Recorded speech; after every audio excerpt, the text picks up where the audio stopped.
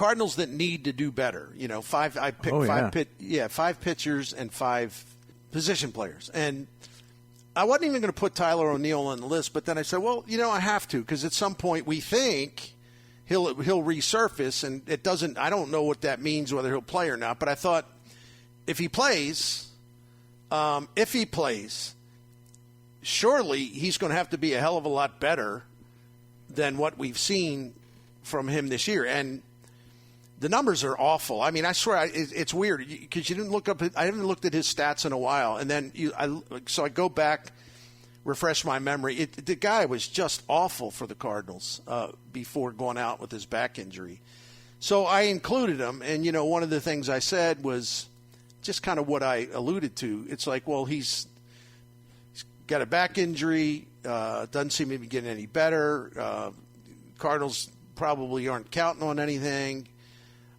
I said, but, if he plays when he comes back, he's going to have to get some stuff done in a hurry, because I don't imagine that they would give him much of a lead there. So anyway, that got my little brain to start thinking about anything. I said, it's been a long time since I did this, where I go to SpotRack.com, which tracks injuries, all sports. And I said, I just want to I need to update my Tyler O'Neill injury file, right? So, got enough paper? Yeah, this is you'll like this, but I added a special flourish at the end. Okay. And, you have to wait for that. But anyway, it's pretty simple.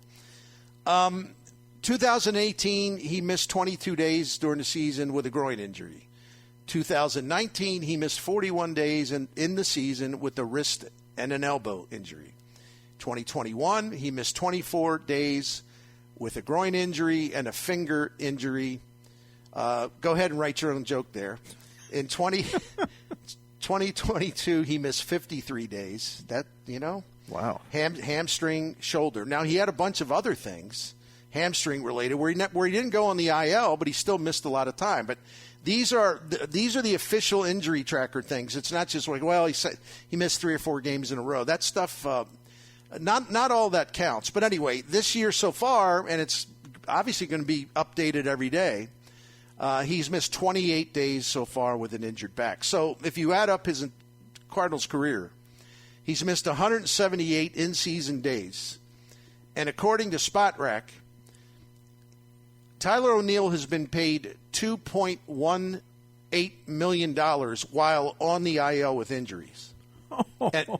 And that meter is still running, right? Yes, it is. It's going to keep going up and up. So maybe next week, I'll update it. So let's go to the tote board. Let me see what that total is, what they've paid him for all the days, all those days that he has spent on the IL. Wow. I don't even know what to say. Yeah. Oh my goodness. And there is potential there. I mean, there is. We've seen it. We saw a glimpse of it. But my goodness, I didn't realize when you started going through those. That's a lot of time. I knew, we joke about it, but gee whiz, hands, groins, hamstrings. Whew. Now, it's not unusual, obviously, and that's why pitchers and position players are whole different animals. Mm-hmm. If a guy blows an elbow ligament out, pitcher, he's going to miss the whole year, and depending on when that happens, rest of the season, maybe even carry over to the early part of the following season. But pitchers are different. They're always blowing out elbow ligaments. It's not because, this doesn't feel right. Oh, I don't know what's going on here. Oh, I better, I think some position players, no names, but Tyler O'Neill, kind of milk it a little bit. I don't know why he would want to do that, and maybe I'm wrong for saying that actually, but I think it does raise questions, especially now. How can this thing be getting worse instead of improving? And we know he had a bad experience with the manager. We know that before the 2022 season, he was completely distracted because Boris gave him the advice to challenge the Cardinals in arbitration, and that just messed up his head for much of the season. That's no excuse. In fact, that's a bad reflection on him. And this year, unhappy player, unhappy numbers offensively. And the Marmol thing, I don't think it's a leap to speculate that somehow this was a factor in everything going off the rails. And again, no excuse, You got to be tough in this game, mentally tough. And so it's just amazing, though, that this just never ends. It's the story that never ends. And, I know the Cardinals probably had other players like this.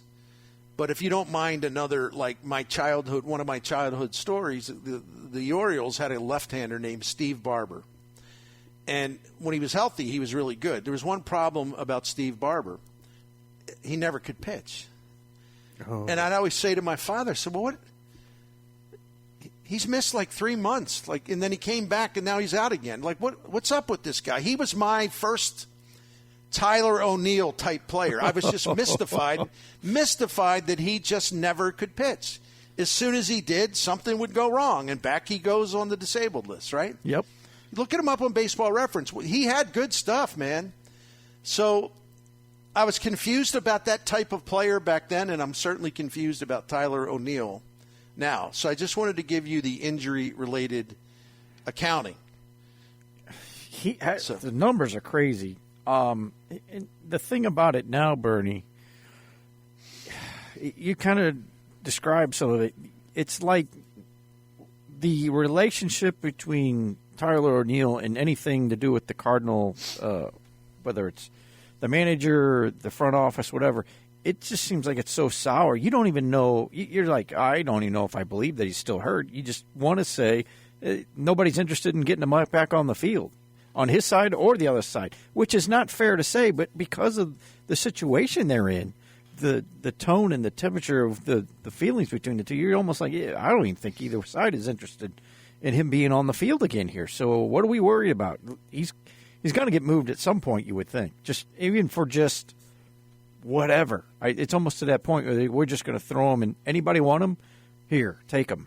It has that tone to me right now, which I guess you run your course and you move on, but I hope it's not that, but it just sure feels that way, and that would be a waste of getting something for his talent, because there is talent there.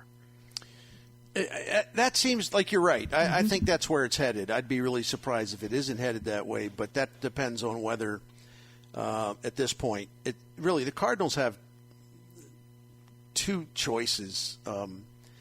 They can, maybe three. They can just ride it out, and when he comes back, play him, and if he plays well, then just keep going. That's one option, but it also requires him to be healthy.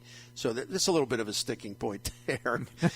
Number two would be, we're going to trade him, but we're not giving him away. We're just not going to trade him for junk. He can be a backup outfielder and a pinch hitter, maybe the occasional DH. So that's number two. The whole, nope, we refuse to give him away. He would have some value to us just being in a reserve capacity. All right. Number three is just sick of it, over it, no more. Just get him out of here. In other words, giving him away. Yeah. They may have to do it because, again, if a team wants to acquire him, and let's face it, he's a lottery ticket, because it's not impossible that he would come back, especially for another team, what would be the ultimate irony, and just start tearing it up, because he knows he's going to be a free agent after next season, and if he gets a change in scenery, it might ignite something other than a hamstring blowing out. So it would be the Cardinals' luck and their ongoing drama and chaos with outfielders. It would just be like the Cardinals to say, we agree with the fans. We've had enough. It's too many disruptions. You can't count on them. You can't stay healthy. Get him out of here. It would not be stunning to any of us that he'd go somewhere else and just everything clicks and he's sort of doing a big kind of phooey to you. Oh, yeah. Middle finger thing. You know what I mean? Oh, I know exactly what you mean there. So who knows? Who knows? But I'm not opposed to the idea of them giving him a little look just to see what's there when he gets back, if he gets back, because who the hell knows when that will be. Maybe he should just retire. I don't know. He won't, but I'm just saying. I dug into some Jordan Walker stuff earlier today. Let me share that with you, because I know the speculation is pretty rampant that he's going to be back soon. And I make no predictions there. I'm just going to wait till the news happens, and then we'll take a look. But we'll also, you really can't take a look until he's playing again for the Cardinals. But let me find this because I got a pretty good file on it. Walker is hold on, where'd that go? Jordan Walker has actually made some strides.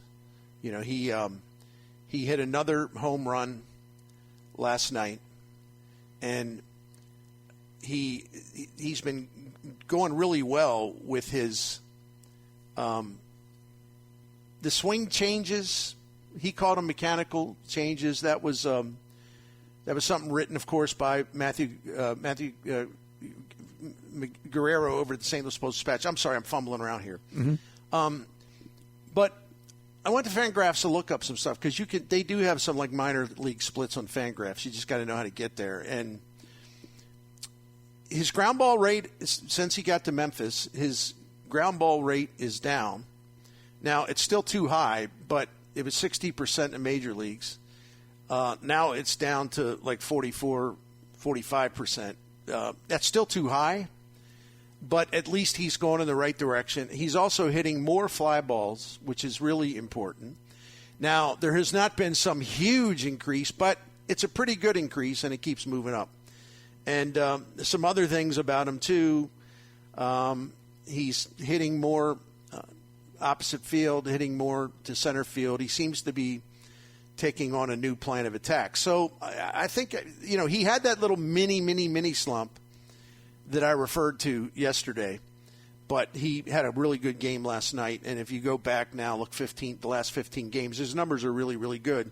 And then when you put those, ground ball percentage, strikeout percentage, fly ball percentage, contact rate, all that stuff, those things are all improved. The question is whether that will translate to more success at the major league level already, or what the Cardinals think about. And they have all kinds of numbers internally. So listen, there's no doubt he's on the way back as far as inevitability. It's just a matter of how soon. I think it's going to be soon, but this weekend, I don't. Well, unless there's something I missed on Twitter, because people would find out about it if he is no longer with Memphis. But maybe when the Cardinals have their homestand after Texas, visiting Texas, that Cincinnati Reds home, that homestand begins with the Reds coming in here next weekend, not this weekend, but next weekend. Yeah, that might be the right way.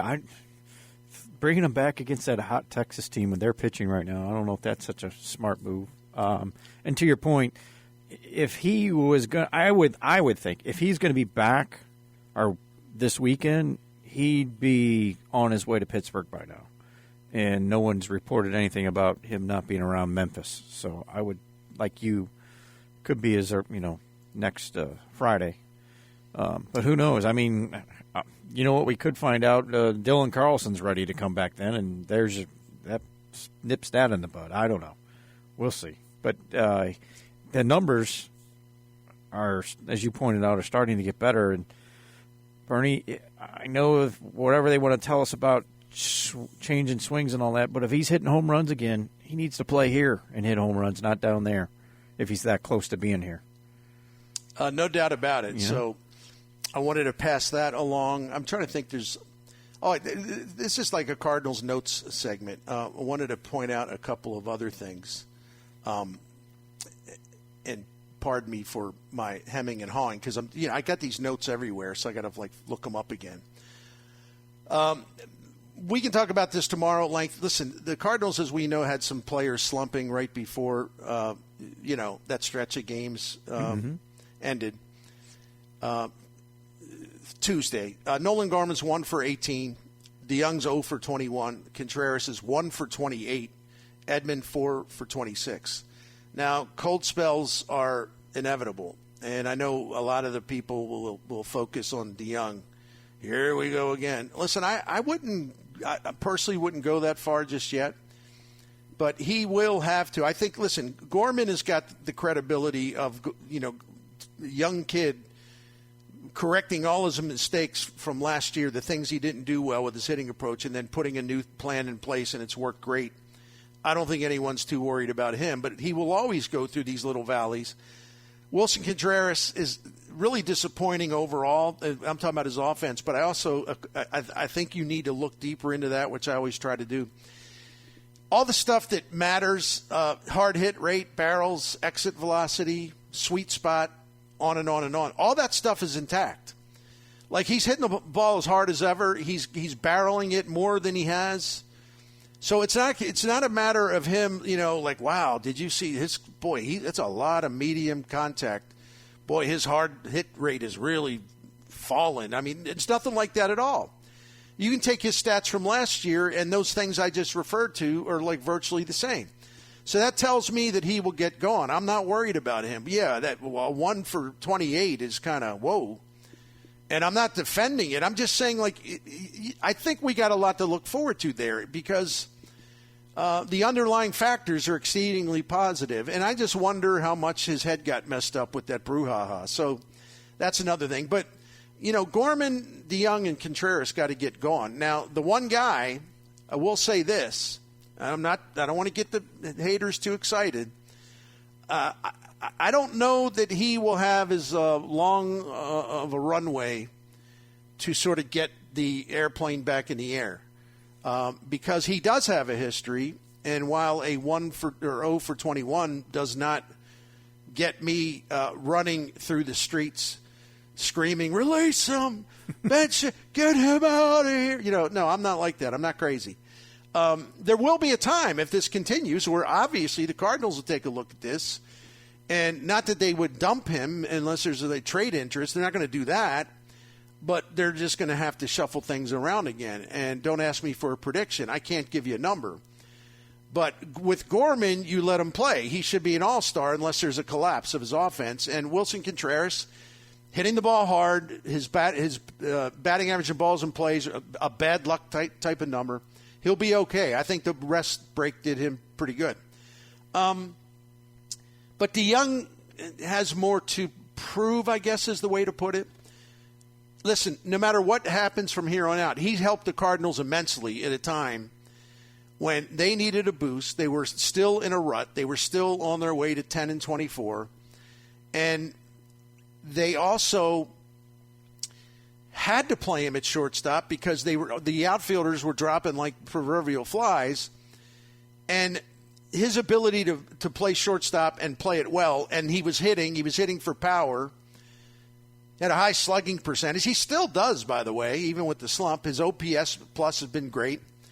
But he provided, and I try to tell everybody this, I think I don't think the people that are outraged by his mere presence in a Cardinal uniform, they're not going to listen to anything when I try to explain.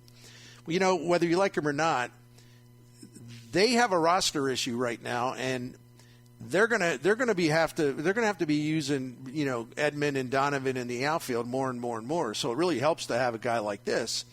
And I don't care if he gets in a slump because he's already hit really well and made an impact. But when the outfielders start coming in, I don't know what that means for him if he doesn't hit. And it's going to take the Cardinals and any rational person a lot more than 0 for 21 to give up on it. But it's at some point he's got to show that all the changes he made were clearly positive. But a big part of this is you also have to show that if you get into a rut, you can find your way out of it based on what you learned about yourself, what you did last offseason, and the changes that you made that were really good. You have to show that those changes will kick in again and you'll get back on track. So I think we're going to be talking about Paul DeYoung a lot. But, Jimmy, even if he's not hitting, I don't automatically assume that he won't like the people that have a fantasy that he's going to be designated for assignment or something. Right. It ain't going to happen because he's still a really good shortstop defensively. And that does give them, if they need to, it gives them an opportunity to play Edman at second or in the outfield. And so depending on what their philosophy is on this, they still just might want him at shortstop a lot so they can move the pieces around. You know what I mean? Yep. The bottom line I think you're bringing up here, and I agree with it, is the defensive position of shortstop. He needs to be in the lineup from time to time out of necessity. They don't have another guy. Edman's there, but again, we're seeing that Edman's needed elsewhere. And if Edman's going to be needed elsewhere, you need a shortstop, especially a guy who's solid. And DeYoung is more than solid at that position defensively. One thing I'll note about his hitting deal right now, he hasn't hit since Graham Ashcraft hit him in Cincinnati a couple weeks ago, last week. I forgot about that. And I don't know what's going on there. I don't remember where he got hit, but I know he hasn't gotten a hit since then. So I don't remember if he got hit on the wrist anywhere or whatever. And I know he basically, everyone felt he threw at him because he had hit him earlier in the game, and then he got drilled because he was lighting up the Reds early in that series, and he has not had a hit since then. So I don't know if there's an injury thing there, but it's just something to circle and keep an eye on. But he seemed to have really changed a lot of things, and he doesn't look like the same guy we saw in recent years where he was just flailing and all over the place and his head's moving and his body's all over the place. He seems more disciplined, and that's where he has acquired a lot of success. I just want to see if he can find that success again, and whether there's an injury or not. We're going to see soon, because like you said, you'll give these other guys opportunities, but if he's not hitting and he's not hitting the ball hard, he will get himself out of the lineup. Yeah, there's no doubt. So we'll monitor it. He's in an interesting situation. I think the Cardinals are thrilled by what he's done, and even if he flames out, he still did really, really valuable work at a time when they really needed a boost. And that's the part that a lot of the people will forget because they hate him, and they're not fair. But I don't think that should ever be forgotten. I mean, there was a time there, things were kind of haywire, and the offense was struggling, and this and that. He was part of a group of hitters that kind of took charge, and that impact doesn't go away, at least not in my opinion. But then again, I'm not insane.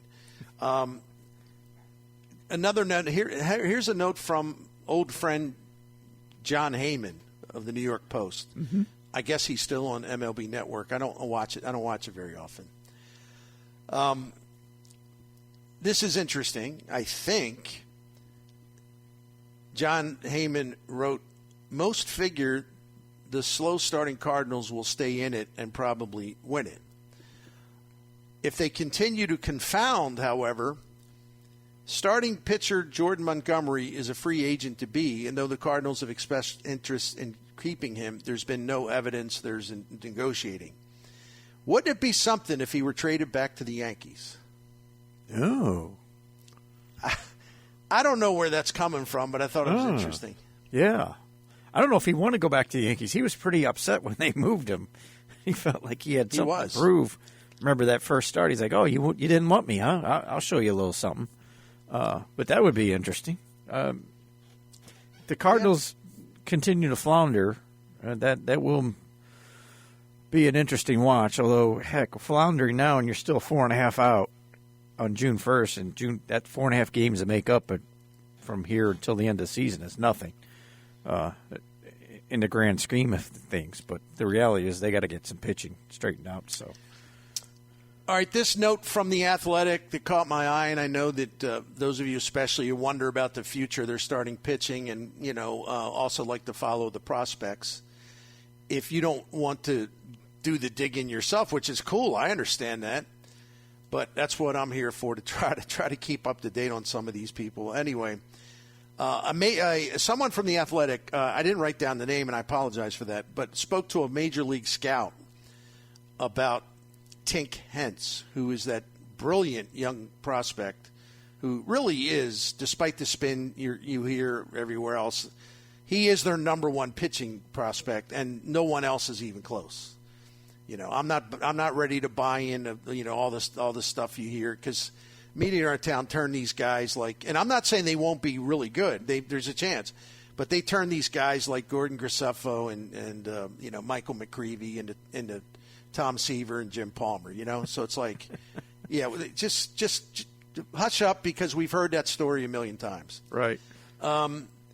That's one thing about sort of like Cardinal fans who are self-styled prospect geeks. They get overheated about all these guys. They're all the greatest, future Hall of Famer. You know, it's like, shh. It just doesn't happen very often.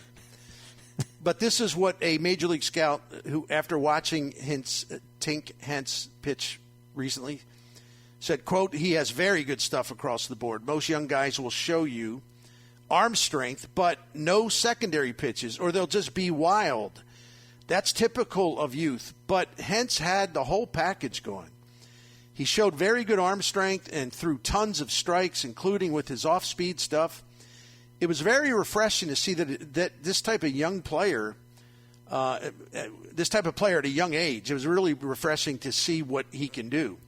And he had poise. He's lean and wiry. He's got a whippy arm, and he's very athletic. He repeats his delivery. He does a lot of things you're looking for. The arsenal is a four-seam curve, a slider, a four-seam fastball, a curve, a slider, a changeup. And he was sitting 94 to 98 miles an hour with his fastball. He didn't use a lot of curves, but they were average, which is okay. His slider was electric. He threw some hard ones that he'll be able to use against lefties and righties. He's got a pretty good feel for his changeup. He's only 20 years old. He throws 4 pitches, all of which are average or above, and he's a strikeout thrower with command. I saw him in the past when he first signed as a second-round pick in 2020. He was interesting then. Now he looks like he's got a chance to be on the fast track. That's pretty exciting. It is. Everything you read and hear about him, including this article, is like he has everything there. Now you know how young he is, Bernie, and I'm on the edge. Like, all right, when do Injuries. the intrigue is there, right? When do they decide to push a little bit? And then, you know, what's that balance of push them, pull them back, push them, pull them back to get them here? Because there is a point with pitchers, and even when they're young, you go, there's only so many bullets in the arm there. How many of them do you want to waste if the guy is close to being ready down in the minors, as opposed to getting them up, you know? They're being really, really, really careful with him. I don't blame him because, he came to them out of high school, and he's such a amazing natural talent. But as the scout told The Athletic, he's also really refined at a young age because he can throw 4 pitches, the worst of which you can say his curveball is average. But when you're throwing 98 and you got a nasty slider, that curveball will play up very well because people aren't, they're you just keep throwing hard, and all of a sudden you give him a curveball, and it's like, oh, man, where'd that come from? That kind of thing. Yep. But he's already had one injury. It was definitely an arm injury, and they shut him down. This was like 2 years ago. And, but he was fine. He bounced back really quick. And then he had a little thing earlier this year, and they shut him down. So they're being extra cautious, and I cannot blame them. I just can't. Right. I think that's the way to do it. I mean, this is a pretty special young pitching talent that seemingly has everything. If you believe that scout, and I do, I have no reason to doubt him. And they could be on to something truly special here, but not if they break them. Yeah, you can't break. I mean, I'll throw up the name Alex Reyes. Yeah. Oh, good. He just kept breaking down. So it's a fine line. It really is. But if you can keep him healthy and he's that good, it'll be dynamite. But there's so many arms over the years we've seen where just can't stay healthy for whatever reason. So we'll keep an eye on it.